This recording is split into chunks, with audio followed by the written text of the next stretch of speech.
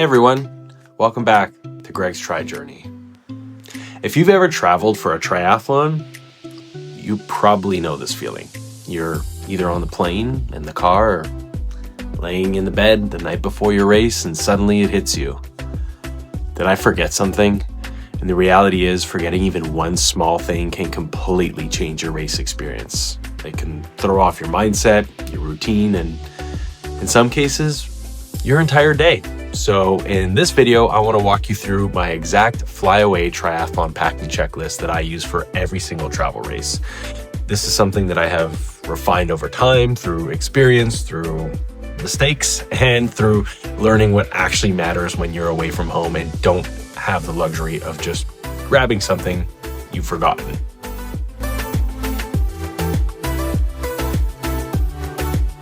I've also turned this into a free downloadable checklist that you can grab from my website, gregstrijourney.com. The link is also in the description below.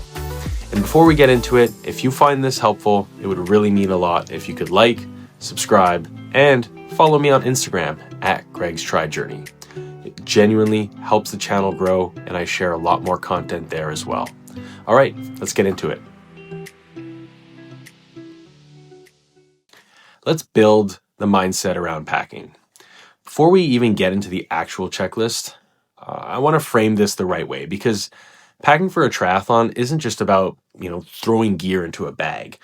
When you're racing locally, you might be able to afford to forget something. You might be able to go home and pick it up or borrow something, or maybe make a quick stop at a shop of some kind on the way to your race. But when you're flying or traveling really long distances, you don't always have that safety net.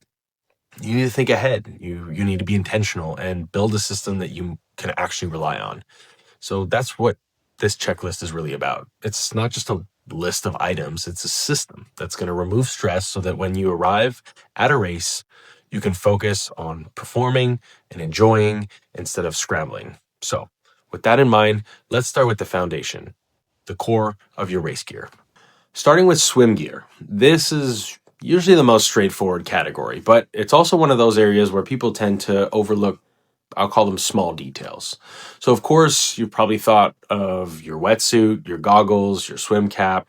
Those are the obvious ones. But what I've learned over time is that the small backups and extras is what's going to matter here. So when flying away or traveling far, I always bring a second pair of goggles, because if something happens to your primary pair, that's not a problem you want to be dealing with on race morning. So I also make sure I have some anti-fog spray, and depending on the race conditions, things like some earplugs as well.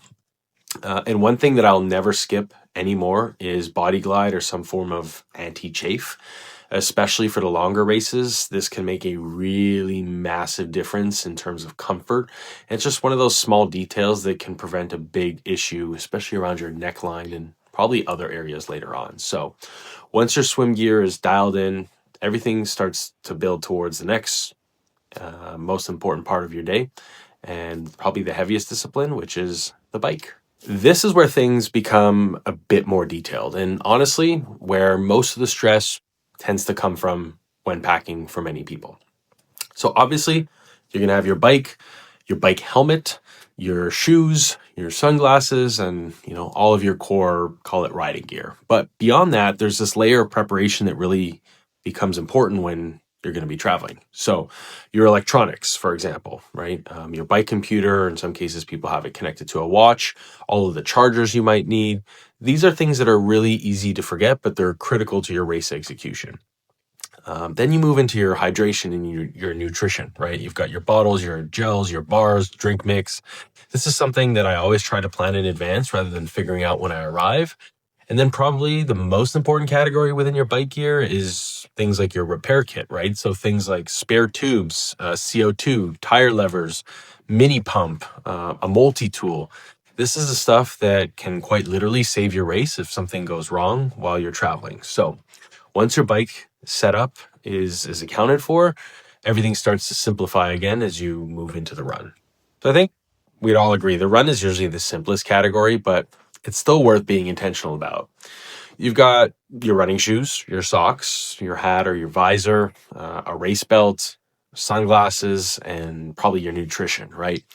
There's nothing overly complex here, but this is where I like to double check everything, because by the time you get to the run on the race, you want to feel that everything is familiar, comfortable, and probably predictable. So once your three disciplines are now covered, I think, the next piece of this puzzle is how everything comes together and how you'll plan your transition from home than going to a race. Thinking about your transition setup from home is where organization really starts to pay off.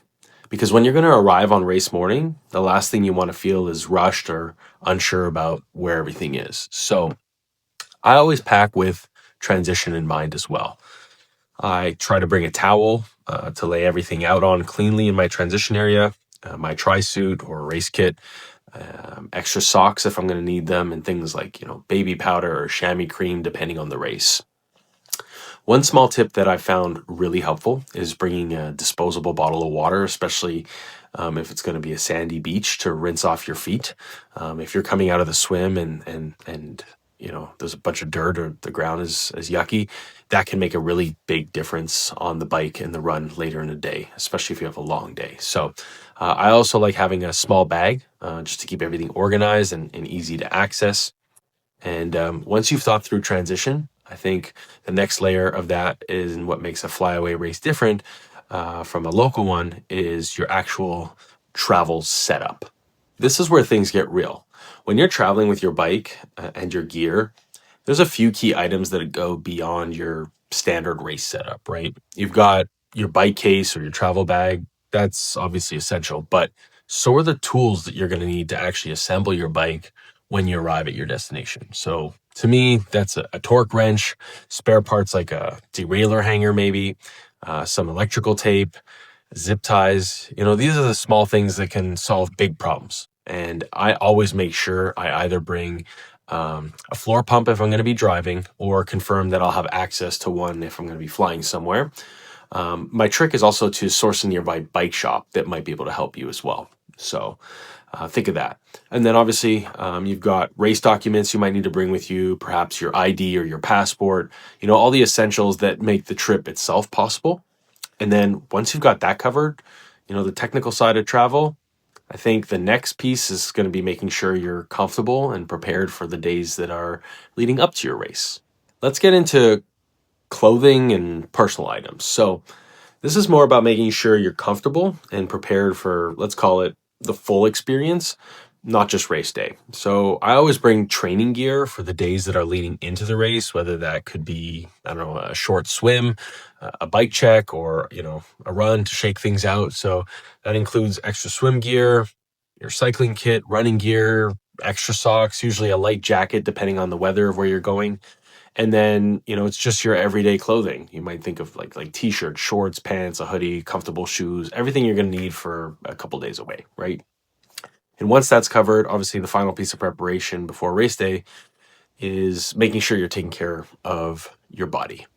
This is one of those sections that's in some ways easy to overlook, but it plays a big role in how you'll feel leading into the race and also after the race. So I think basic toiletries, your toothbrush, toothpaste, deodorant, sunscreen, and, shower items, those are all important. But I also think that recovery is going to be critical. So things like maybe some resistance bands, a massage gun, or anything that's going to help you feel loose and relaxed. I, for one, always try to take my Normatec compression boots.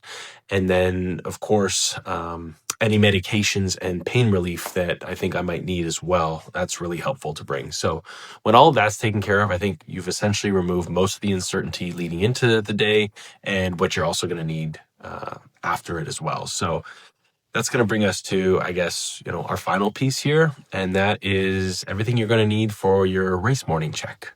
On race morning, everything should feel calm and controlled. This is where having a simple checklist in your head or maybe in your hand makes a huge difference. So before you leave transition, I always like to run through a quick check, right? Are my tires pumped? Is my bike computer on? Is my watch ready? Is my nutrition loaded? Are my bottles filled?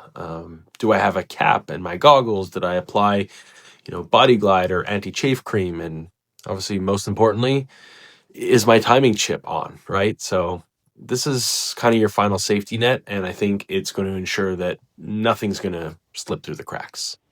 You've made it this far in the video, so here are some of my pro tips. There's a few things that I've learned over time that have made a really big difference for me. First, I always pack my key race essentials into my carry-on bag. This might be valuables or things like my goggles, shoes, race kit, things that are a bit more personal. If your luggage gets delayed, you're still gonna be able to race. So second, I always bring a spare derailleur hanger. It's a really small part on your bike, but it can completely save your day, and it's not readily available everywhere.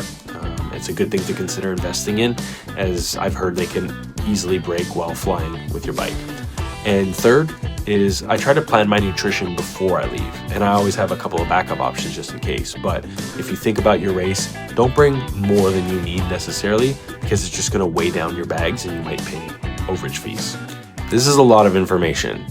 If you want this exact checklist, I've made it into a free downloadable PDF that you can grab on my website, gregstrijourney.com. I put that link in the description below as well.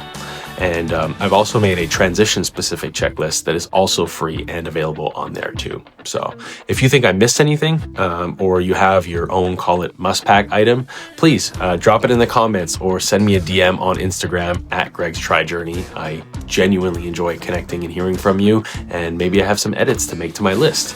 Also, if you are traveling with your bike and want a full breakdown of how to actually pack it and fly with it, check out my video on how I travel with my bike. I'll link it right here. And if this helped, don't forget, like, subscribe, and follow along. It really helps support the channel. Thank you so much for watching.